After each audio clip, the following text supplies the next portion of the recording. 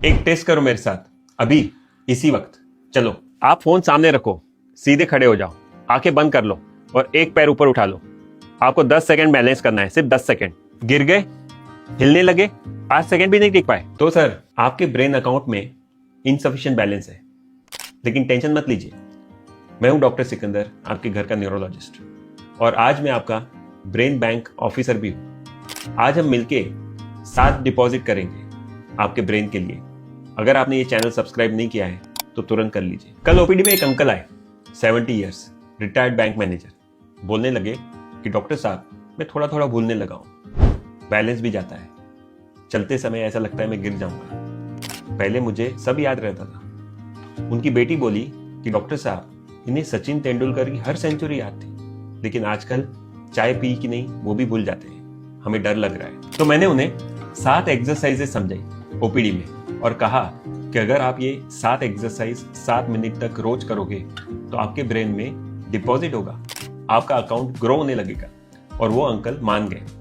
देखिए, जब हम एक्सरसाइज करते हैं तो हमारे ब्रेन में BDNF आता है। BDNF यानी कि ब्रेन डिराइव्ड न्यूरोट्रॉपिक फैक्टर। ये हमारे ब्रेन का फर्टिलाइजर है।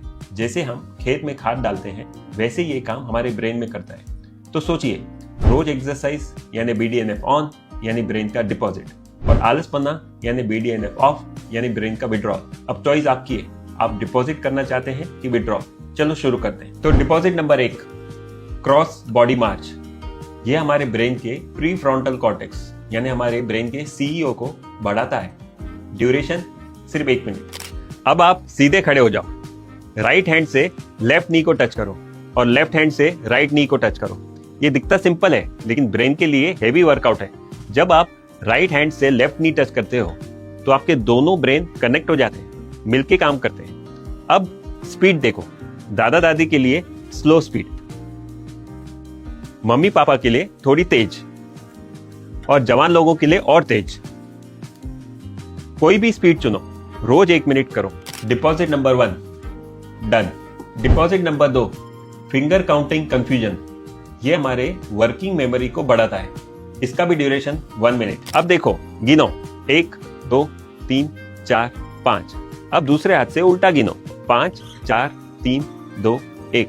अब इसको फास्ट करो, 1 2 3 4 5 5 4 3 2 1। कंफ्यूज्ड? परफेक्ट। जितना आप कंफ्यूज होंगे उतनी ही आपकी ब्रेन में रीवायरिंग होगी, और इसी को कहते हैं न्यूरोप्लास्टिसिटी। न्यूरोप्लास्टिसिटी मतलब हमारे ब्रेन में नए रास्ते तैयार होते हैं। तो आज से 1 मिनट तक रोज करो, अकेले करो, फैमिली के साथ करो। जो सबसे ज्यादा कंफ्यूज होगा वो सबसे ज्यादा सीखेगा। डिपॉजिट नंबर 2, न्यूरोप्लास्टिसिटी का deposit done. Deposit number 3, clock drawing. ये हमारे विजुओ स्पेशियल कॉर्टेक्स को स्टिमुलेट करता है। इसका ड्यूरेशन 45 सेकेंड्स। अब आप खड़े हो जाइए, हवा में बड़ा सा क्लॉक ड्रॉ कीजिए और वो क्लॉक में लिखिए कि 12 6 3 9 कहाँ पे आएंगे, और फिर इमेजिन कीजिए कि 10:10 कहाँ पे आएंगे। ये मुश्किल लगता है लेकिन ये हमारे ब्रेन के विजुओ स्पेशियल कॉर्टेक्स को स्टिमुलेट करता है। ये वही पार्ट है जो हमें डायरेक्शन समझाता है, पोजीशन समझाता है और स्पेस समझाता है। ये हम हमारी ओपीडी में रोजाना इस्तेमाल करते हैं, लेकिन आज आप ब्रेन पावर बढ़ाने के लिए घर पे कर रहे हो। Deposit number 3, visuo spatial cortex active done. Deposit number 4, tongue alphabet. ये हमारे मोटर कॉर्टेक्स को एक्टिव करता है। Duration 45 seconds. अब एक फनी एक्सरसाइज, आपको हंसी आएगी। एक काम कीजिए, अपनी जीभ बाहर निकालिए और अपनी जीभ से हवा में A B C ऐसे लिखने की कोशिश कीजिए। हंसी आई? बिल्कुल सही। हंसी भी अपनी ब्रेन की एक एक्सरसाइज है, लेकिन जब आप ये जीभ की एक्सरसाइज कर रहे हो, अपनी टंग की एक्सरसाइज कर रहे हो, तब आप ब्रेन का एक बहुत बड़ा एरिया एक्टिवेट कर रहे हो। हमारा जो ब्रेन है उसमें एक मैप रहता है जिसको हम बोलते हैं होमनक्यूलस।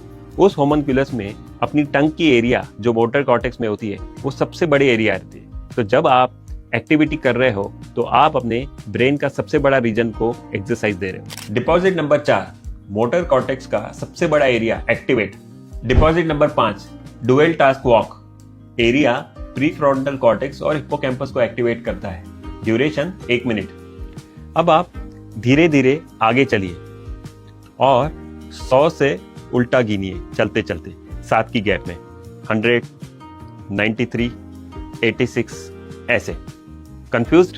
रुक गए? अब समझो, यहाँ पे बॉडी एक काम कर रही है, चलना, और ब्रेन दूसरा काम कर रहा है, काउंटिंग, दोनों एक साथ। इसको कहते हैं डुअल टास्क एक्सरसाइज। यहाँ पे प्री फ्रंटल कॉर्टेक्स और हिप्पोकैम्पस दोनों मिलके काम कर रहे हैं। ये वैसा ही है जैसे आप चाय बनाते बनाते मोबाइल पे बात करते हैं। ब्रेन को दोनों चीजें हैंडल करना है। इसका मतलब है डबल डिपॉजिट, ब्रेन से एक, बॉडी से एक, यानी कि कंपाउंड इंटरेस्ट। तो इसको 3 लेवल पे ट्राई करो।